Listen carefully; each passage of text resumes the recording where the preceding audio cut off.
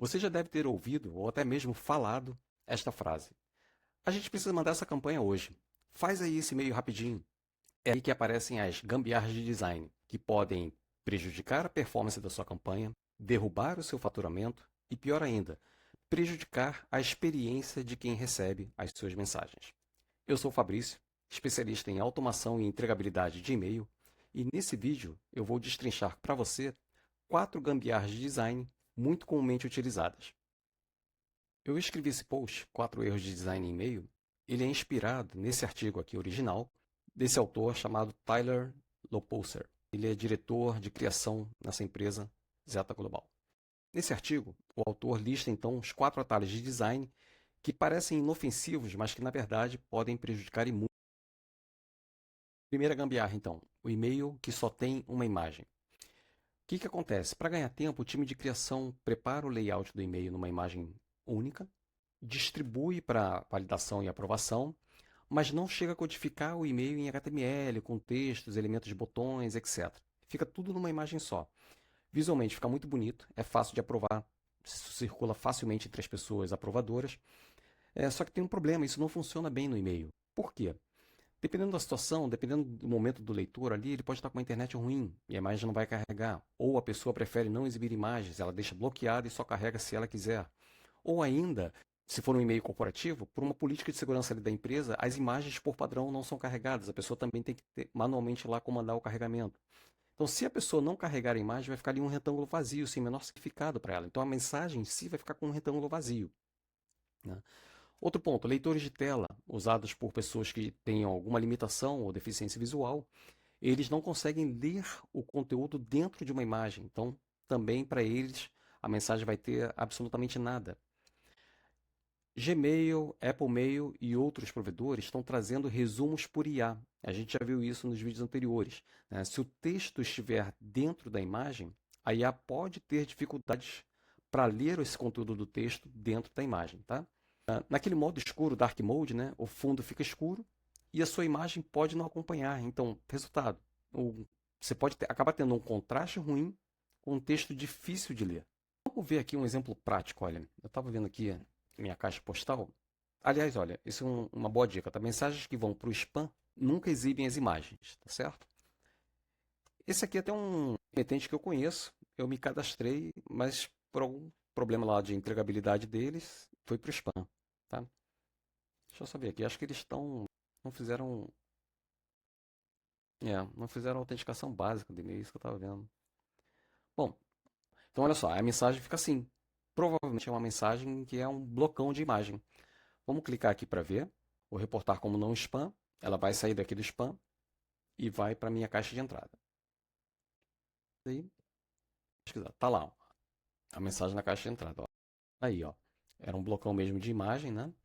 É, a gente sabe que é um blocão de imagem porque se a gente arrastar o mouse assim e passar, ele seleciona aquela imagem como um todo. Então, o que deveria ter sido feito? Esse texto todo aqui, olha, deveria ter sido escrito como HTML mesmo. Tá? Então, o que você deve fazer? Né? Usar HTML para texto, títulos, subtítulos e descrições devem ser texto de verdade, não texto dentro de imagem. Usar uma imagem para o que ela faz melhor, né? Ser uma foto de um produto, uma ilustração, um elemento visual de apoio, naquela mensagem, uma foto de uma pessoa sentada, né? Tente trabalhar com uma proporção saudável de imagem e texto. O autor recomenda 60% de imagens e 40% de texto em HTML.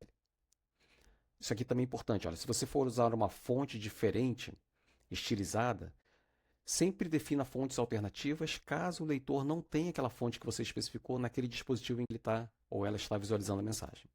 Segunda gambiarra. Essa aqui é clássica, muita gente acaba fazendo isso, às vezes até por desconhecimento, às vezes porque necessidade mesmo de produzir com pressa, que é ignorar o alt text das imagens, tá?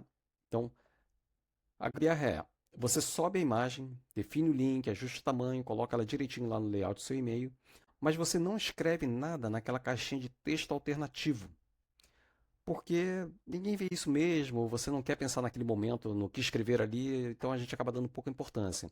Agora, ponto importante, preencher essa caixa de texto acaba ajudando na entregabilidade da mensagem, tá? Por que aquele atributo alt text é importante? Ele aparece no lugar da imagem quando ela não carrega. Tá? Então, naquelas situações que a gente viu no item anterior, se a imagem não carregar, o alt text vai aparecer. Ele é lido pelos leitores de tela para pessoas com limitação ou alguma deficiência visual.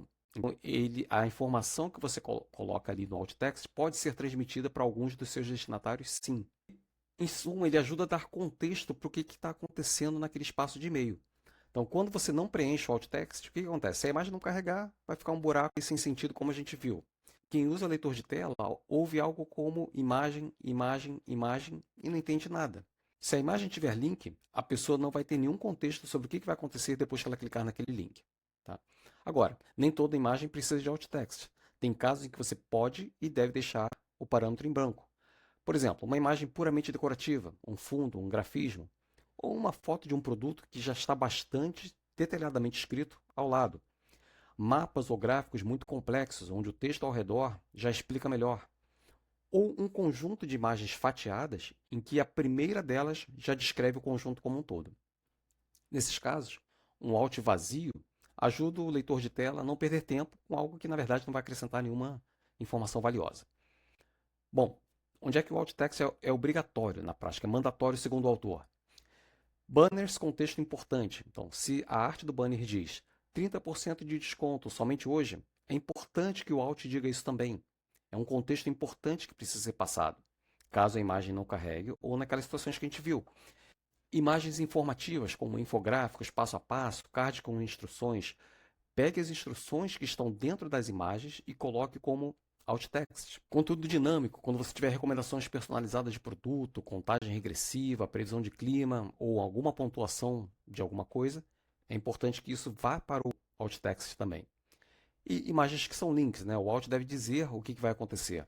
Curso X, inscreva-se agora, tênis Y, ver detalhes. Vamos procurar alguns exemplos. Então tem aqui um exemplo, olha, de um e-mail que tem alguns alts informados, né? A gente vê aqui, ó, olhando aqui o assunto, por causa do emoji, parece ser um e-mail sobre cartão de crédito, né? Então, descubra as vantagens de ter um cartão A.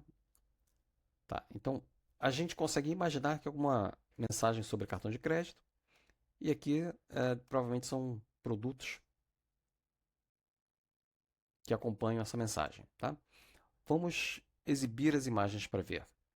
Ó, de fato é isso, né? É um e-mail sobre um cartão de crédito. Vamos procurar mais alguns exemplos aqui.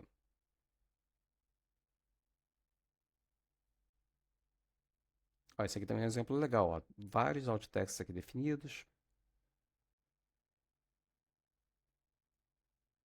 Logo. Outros alt texts aqui. Vamos pedir para exibir as imagens.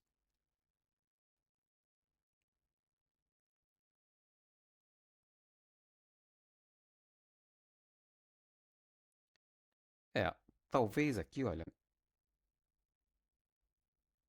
talvez aqui esse texto pudesse ter sido, uma parte desse texto talvez pudesse ter sido colocada no parâmetro alt text, né? Um ponto de melhoria. Mas havia o parâmetro lá descrito na codificação, certo? Vamos lá, próximo. Olha, tratar a cor como se fosse só um elemento de branding, né? Qual que é a gambiarra nesse caso? A gente pega a paleta oficial da marca e simplesmente aplica direto nos e-mails. Ou seja, eventualmente pode acabar tendo um texto cinza clarinho com um fundo branco, pode ter um botão azul em cima de um fundo azul, ou um texto colorido em cima de foto. O layout pode ficar muito bonito lá no Figma, que é aquela ferramenta de construção de layout, né? Mas a verdade é que, quando a pessoa estiver lendo um e-mail na rua, num dia de sol, boa parte desse texto pode simplesmente ficar ilegível, tá?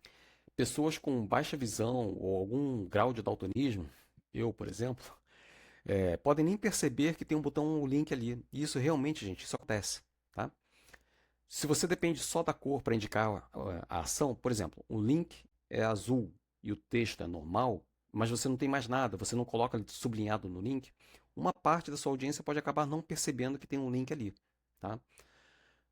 que é bom contraste na prática, né? É quando o texto e o fundo se separam bem. Você bate o olho ali na mensagem e consegue ler sem nenhum tipo de esforço. O autor dá algumas dicas de teste que você pode fazer, tá? Ele sugere que a gente use ferramentas de checagem de contraste. Aliás, vamos dar uma olhada nessa aqui, ó. Essa aqui é bem legal. Para cada combinação de cores que você apresentar, ela vai apresentar um score aqui de contraste, tá? Então, por exemplo, para essa cor de texto e essa cor de fundo, o resultado visual é esse aqui e a pontuação é essa aqui. Vamos mudar aqui, vamos botar aqui um cinza. Olha como é que a pontuação já diminuiu e olha como é que o contraste realmente ficou ruim, né? Pelo menos para mim, piorou bastante. Aí, agora vamos botar o fundo para bem escuro, vamos ver.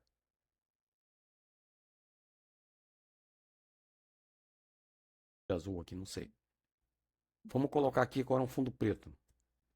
Ó, como é que o contraste aumentou. Essa aqui foi para 16 e para mim realmente ficou bem melhor para ler.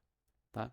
Então ele sugere utilizar esse tipo de ferramenta para você poder fazer avaliações do seu contraste antes de usar as cores nos e-mails. Dicas práticas. Use cores fortes e contrastantes para texto e CTA. Não confie somente na cor para diferenciar link ou botão. Sublinhe os links. Você pode usar ícones de seta. Pode usar borda e formato diferentes dos botões. Deixa eu ver se eu encontro algum exemplo aqui sobre borda e formato diferente nos botões. Ó, esse aqui é um e-mail que não está usando borda diferente, mas pelo menos está usando uma cor de botão diferente, né? Ó, esse aqui é um exemplo legal, olha. Olha aqui como é que foi usado uma borda e formato diferente aqui para esse botão de CTA, tá? E com um contraste bem forte, né? Bem fácil de ver.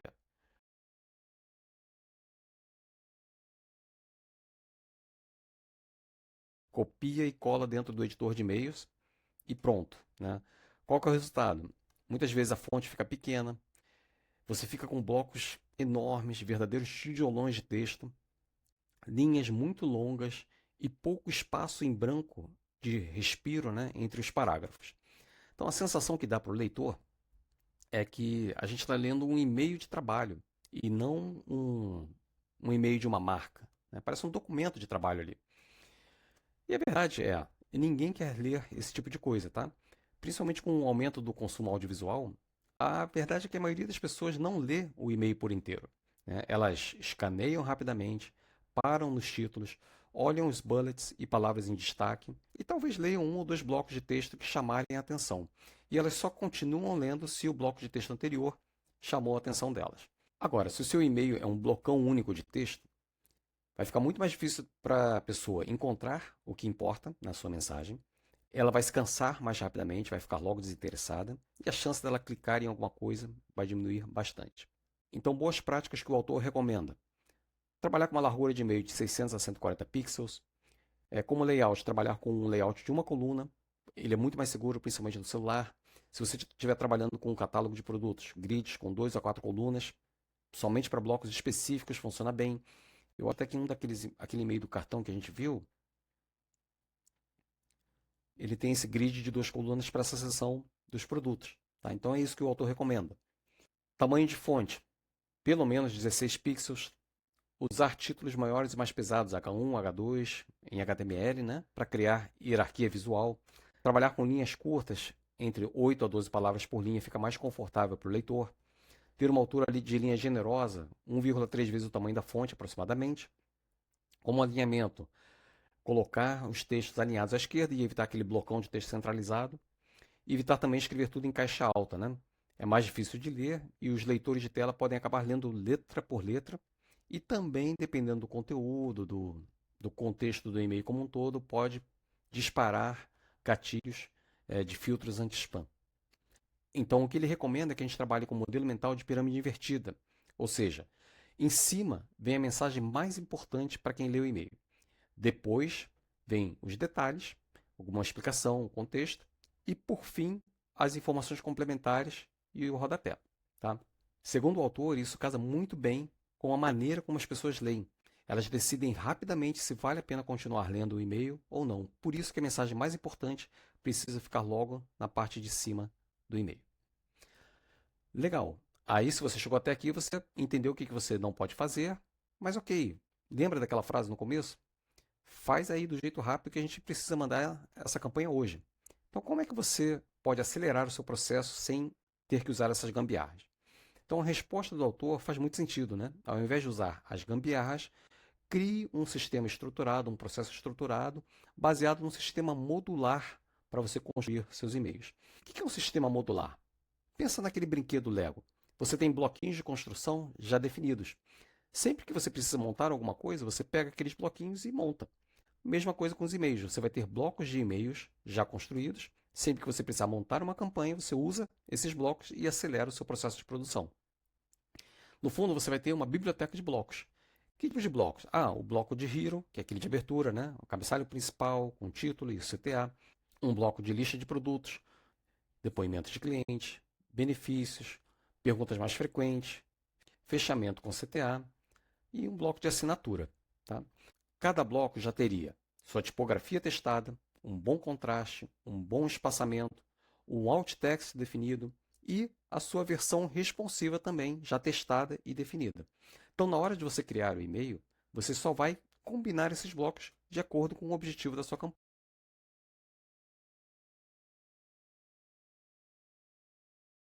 Testes AB, troca um bloco, testa outro hero, muda o CTA. Isso aqui é importantíssimo, você mantém a consistência visual em toda a jornada do seu assinante.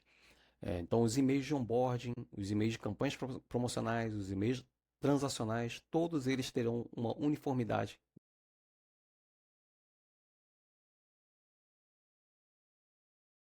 A cor B converte melhor do que a cor A. Você pode trocar a cor B no bloco e, a partir daquele momento, todas as futuras mensagens que usarem aquele bloco já vão sair com a cor vencedora. Tá? Checklist final. O que você pode fazer essa semana na sua campanha? Minhas recomendações, olha, escolhe um ou dois e-mails que sejam importantes na sua operação, tá? E-mail de boas-vindas, sequência de onboarding, carrinho abandonado, oferta principal. E faz essa revisão nesses e-mails, olha. Tem algum deles que seja 100% imagem? Então, transforme os textos principais dessa imagem em texto HTML. Tem imagem com informação importante sem alt text? Atribua valor a esse parâmetro alt. Tá? Os botões têm bom contraste? Se for o caso, ajuste suas cores. A fonte tem no mínimo 16 pixels. Se for necessário, ajuste o tamanho da fonte. E, fundamental, quebre blocos em parágrafos menores e adicione subtítulos. Isso facilita muito a leitura. Em seguida, comece uma mini biblioteca de blocos. Pega aqueles blocos que você usa com mais frequência, 2, 3, e começa a fazer essa biblioteca para você usar nas próximas campanhas. Tá? Começa aos poucos, não tem problema, mas o importante é dar o primeiro passo e sair da inércia. Né? E aí você vai passar a usar esses blocos nos próximos e-mails, em vez de você começar do zero toda vez. Finalmente, muito importante, olha, meça os seus resultados antes e depois. Compare assim as taxas normais na abertura, clique, descadastro, reclamação de spam, mas principalmente a sua taxa de conversão final ou faturamento por envio.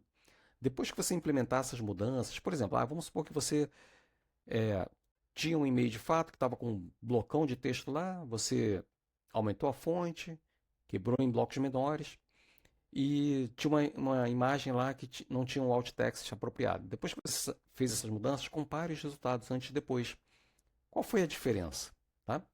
E o recado final é o seguinte: se você manda e-mail com frequência, pequenos ajustes como esses podem gerar uma diferença grande no resultado da sua campanha no médio e longo prazo. Tá bom? Se você estiver enfrentando problemas de entregabilidade de e-mail e quiser contar com a minha ajuda, por favor, entre em contato pelo e-mail que está na descrição do vídeo. Se você preferir fazer por conta própria, minha recomendação básica é: foque nos seus assinantes engajados. Concentre suas campanhas nesse segmento primeiro. Mas o que são os segmentos engajados? Pense naqueles que abriram ou melhor, clicaram nas suas mensagens nos últimos 15, 30, 45, talvez até 60 dias, depende do seu fluxo de mensagens. Quanto menor essa janela, maior engajamento você vai ter. Tá? E então foque o envio somente neles, por um período até você recuperar uma boa taxa de engajamento e aos poucos embarque pessoas do segmento desengajados nos seus envios. Fundamental, não envie indiscriminadamente para todo mundo da sua base. Ao longo do tempo, não vai ter jeito, isso vai destruir a sua entregabilidade. Se você precisar acelerar esse processo, existem ferramentas no mercado que ajudam com isso. Eu recomendo a Inbox.ly, é a mais eficaz que eu conheço e é a que eu uso regularmente nos meus projetos. Também vou deixar o link dela na descrição do vídeo. Se você gostou desse material, por favor, curta o vídeo e se inscreva no canal. Muito obrigado e até a próxima.